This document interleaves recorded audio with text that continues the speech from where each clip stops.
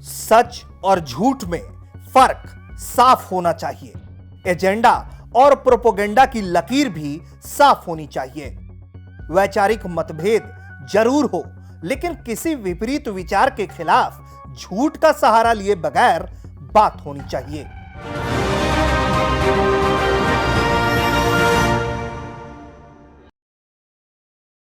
नमस्कार, जय हिंद, भारत तक देख रहे हैं आप और मैं हूं ऋषिराज। भारत रत्न के इस विशेष शो में आज हम एक बेहद ही खास व्यक्ति की चर्चा करने जा रहे हैं। ऐसे व्यक्ति की चर्चा जो इस वक्त भारत में सबसे विवादित चेहरों में से एक है और वो भारत के पहले पीएम भी रह चुके हैं, यानी कि हम बात कर रहे हैं जवाहरलाल नेहरू की।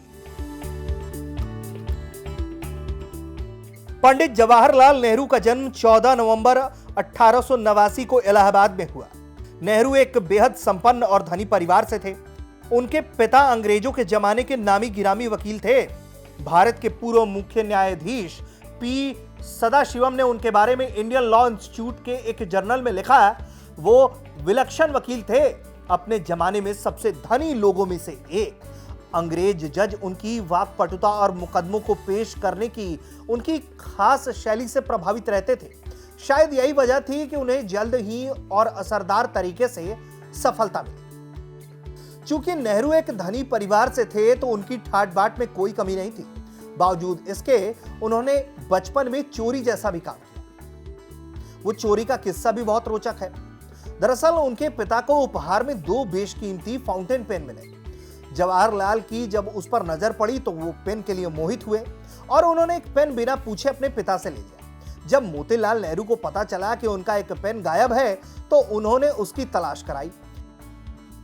वो इतने नाराज थे कि जवाहरलाल उनके सामने जाकर अपनी गलती स्वीकारने की हिम्मत नहीं जुटा पा रहे थे। काफी खोजबीन के बाद जब वो पेन जवाहरलाल के पास बरामद हुआ तो उनके पिता ने उनकी जमकर पिटाई की। जवाहरलाल एक धनी परिवार से थे। परिवार उनका काफी धनिष्ठ था। चूंकि पिता उनके नामी गिरामी वकील थे और उनके पास धन संपत्ति की कोई कमी नहीं थी। अब अच्छे परिवार से होने के कारण जो उनकी शुरुआती पढ़ाई है वो घर में ही हुई। शिक्षक उन्हें पढ़ाने के लिए घर पर ही आते थे। शुरुआत की पढ़ाई के बाद वो आगे की पढ़ाई के लिए फिर विदेश चले गए। पीएमओ की वेबसाइट कहती है कि 15 साल की उम्र में वो इंग्लैंड चले गए और हैरो में 2 साल रहने के बाद उन्होंने कैम्ब्रिज विश्वविद्यालय में प्रवेश लिया, जहां से उन्होंने प्राकृतिक विज्ञान में स्नातक की डिग्री प्राप्त की। पढ़ाई के दौरान नेहरू मिजाज से आंदोलनकारी हो गए थे। छात्र जीवन में भी उन्होंने स्वतंत्रता के आंदोलन में रुचि दिखाई। उन्होंने आयरलैंड में हुए सिनफेन आंदोलन में गहरी रुचि ली। 1912 के करीब नेहरू भारत वापस लौटते हैं और उनका रुझान भी यहां स्वतंत्रता आंदोलन की तरफ ही रहा और वो उस राजनीतिक आंदोलन का हिस्सा बनने लगे जहां अंग्रेजों के खिलाफ मोर्चेबंदी हो रही थी।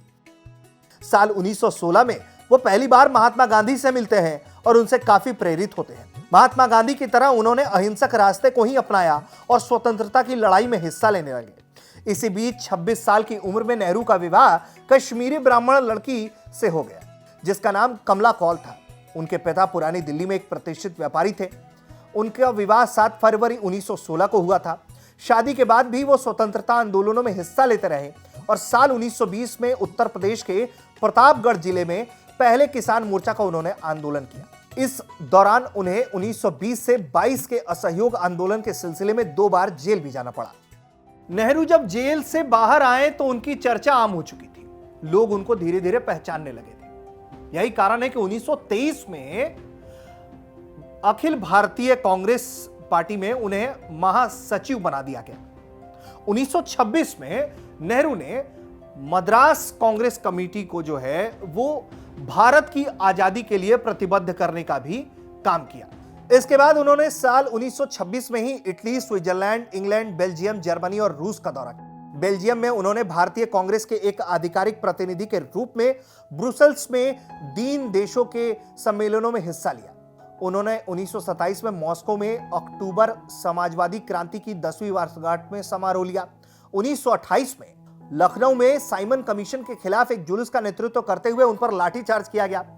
29 अगस्त 1928 को उन्होंने सर्वदलीय सम्मेलन में भाग लिया और वो लोगों में से एक थे जिन्होंने भारतीय संवैधानिक सुधार की नेहरू रिपोर्ट पर अपने हस्ताक्षर किए थे। इस रिपोर्ट का नाम उनके पिता मोतीलाल नेहरू के नाम पर रखा गया था। उसी साल उन्होंने भारतीय स्वतंत्रता लीग की स्थापना की और इसके महासचिव बने। इस लीग का मूल उद्देश्य भारत को ब्रिटिश साम्राज्य से पूर्णतः अलग करना था। 1929 में पंडित नेहरू भारतीय राष्ट्रीय सम्मेलन में लाहौर के सत्र के अध्यक्ष चुने गए, जिसका मुख्य उद्देश्य देश के लिए पूर्ण स्वतंत्रता प्राप्त करना था। 31 दिसंबर 1929 को नेहरू ने लाहौर में विशाल सार्वजनिक समारोह और कांग्रेस के स्वयंसेवकों के सामने भारतीय तिरंगा फहराया था। इसके बाद से वहां तिरंगा झंडा लोकप्रिय हो गया और सभाओं और प्रदर्शनों में लोग इसे फहराने लगे। उन्हें 1930 से 35 के दौरान नमक सत्याग्रह और कांग्रेस के अन्य आंदोलनों के कारण कई बार जेल जाना पड़ा।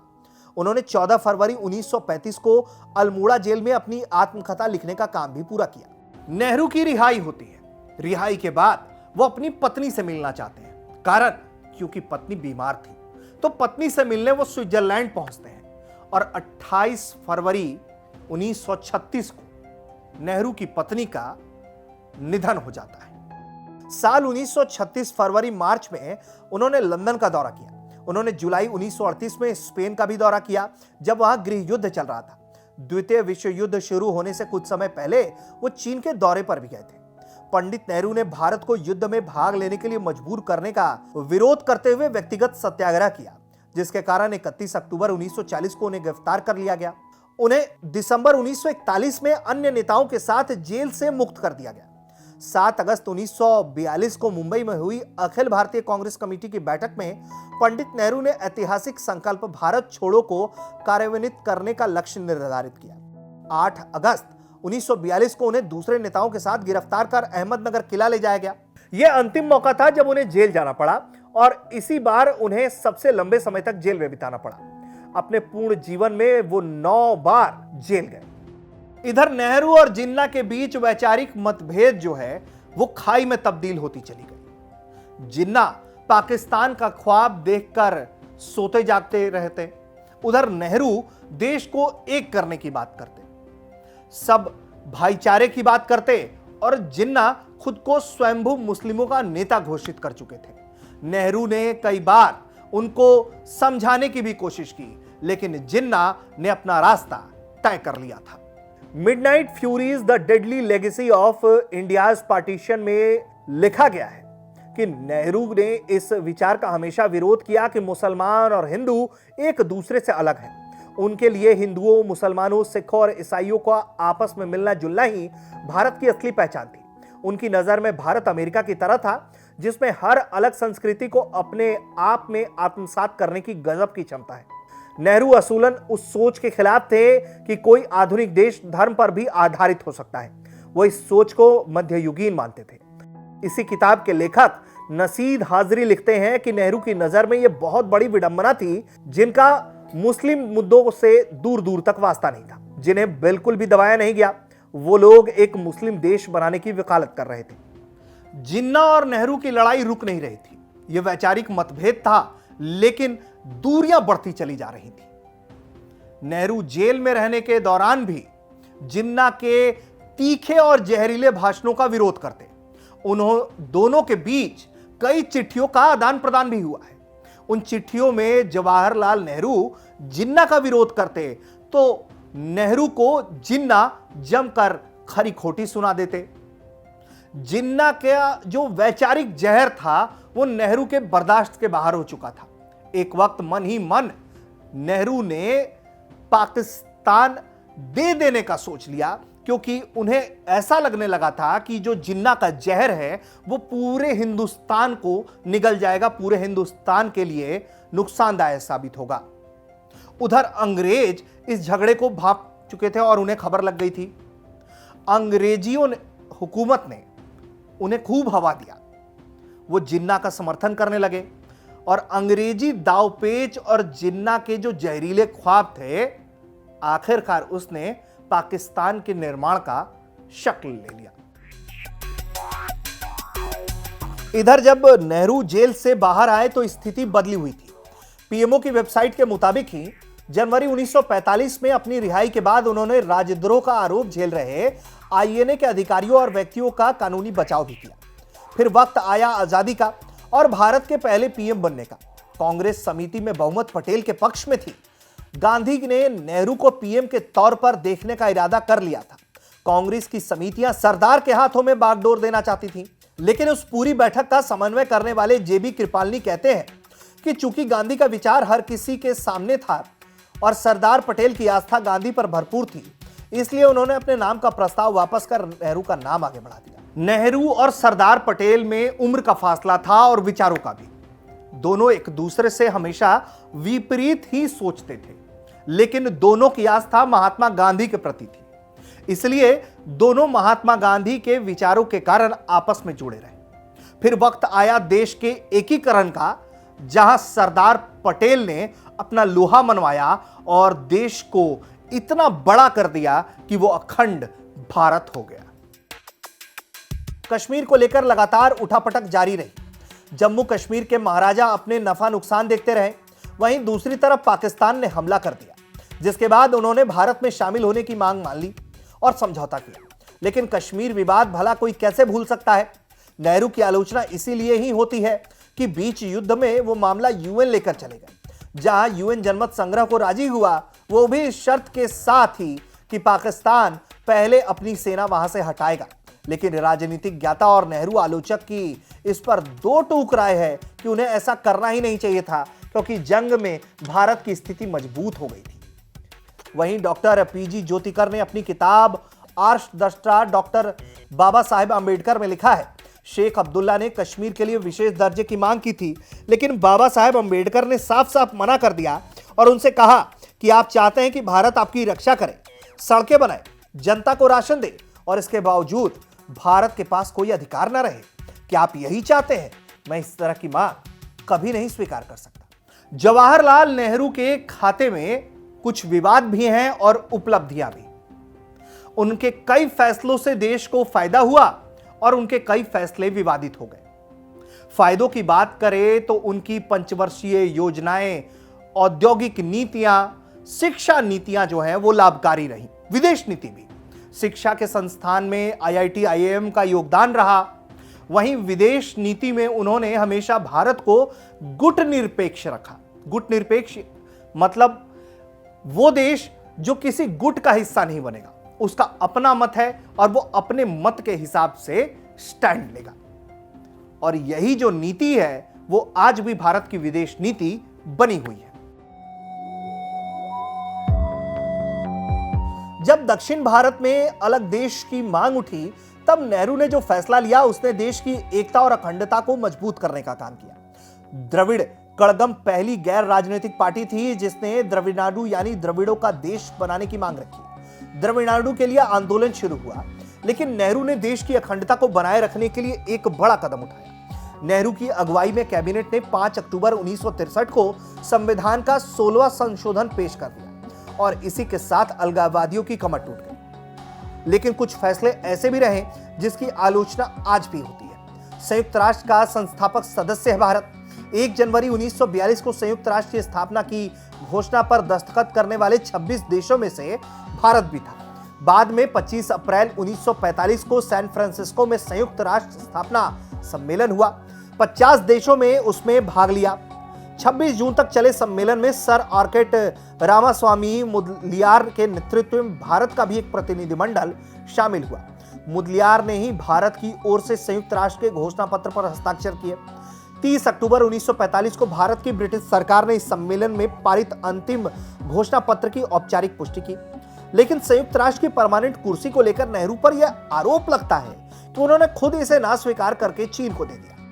आज तक पर छपे एक लेख में लिखा गया है कि पूर्व प्रधानमंत्री पंडित नेहरू को इन सवालों से संसद में भी जूझना पड़ा कि क्या भारत को सुरक्षा परिषद में स्थायी सदस्यता देने की पेशकश की गई थी। 27 सितंबर 1955 को संसद सदस्य डॉक्टर जेएन पारेख की तरफ से पूछे गए सवाल के जवाब में पंडित नेहरू कहते हैं, इस तरह का कोई प्रस्ताव औपचारिक या अनौपचारिक नहीं है। कुछ अस्पष्ट संदर्भ में इस बारे में प्रेस में दिखाई दिया है, जिसका वास्तविकता में कोई आधार नहीं। इसमें कोई भी परिवर्तन चार्टर में संशोधन के बिना नहीं किया जा सकता, इसलिए सीट की पेशकश और भारत का इससे इनकार करने का कोई सवाल ही नहीं है। हमारी घोषित नीति संयुक्त राष्ट्र की सदस्यता के लिए योग्य सभी देशों के प्रवेश का समर्थन कर रहा है। इसमें आगे लिखा गया है कि पंडित नेहरू के जमाने में भारत को सुरक्षा परिषद में स्थायी सदस्यता देने के 2 बार अनौपचारिक पेशकश की बात भी सामने आती है, जिसमें एक बार साल 1950 में अमेरिका की तरफ से और दूसरी बार 1955 में सोवियत संघ की तरफ से पेशकश शामिल है। इसमें 1950 में अमेरिका की तरफ से की गई पेशकश कम्युनिस्टों के डर के कारण थी, तो सोवियत संघ ने यह पेशकश उत्साह में आकर की। यह दौर शीत युद्ध का दौर था, जिसमें अगर भारत अमेरिका के साथ खड़ा दिखता तो सोवियत संघ विरोध करता और सोवियत संघ के साथ खड़े होने पर अमेरिका विरोध करता। नेहरू की सफल विदेश नीतियों में एक उपलब्धि है कोरियाई युद्ध का भी। कोरिया में जब युद्ध हो रहा था तो नेहरू ने 1.5 साल की बातचीत के जरिए दोनों दक्षिण और उत्तर कोरिया के बीच शांति स्थापित करवाने का काम किया। यूएन ने इसकी सराहना की और पूरी दुनिया में भारत का एक ऐसा छवि बना जिसे लेकर कहा गया कि भारत एक तटस्थ देश है, उसका किसी गुट के प्रति कोई समर्पण भावना नहीं है। भारत एक शांतिपूर्ण देश है और वो शांति समर्थक है। हालांकि चीन पर अत्यधिक भरोसा करना या उसे अपने साथ लेकर चलना भारत के लिए घातक रहा। चीन जब भारत की भूमि पर दखल देने लगा, कब्जा करने लगा, तो इसकी आवाज उठनी शुरू हुई।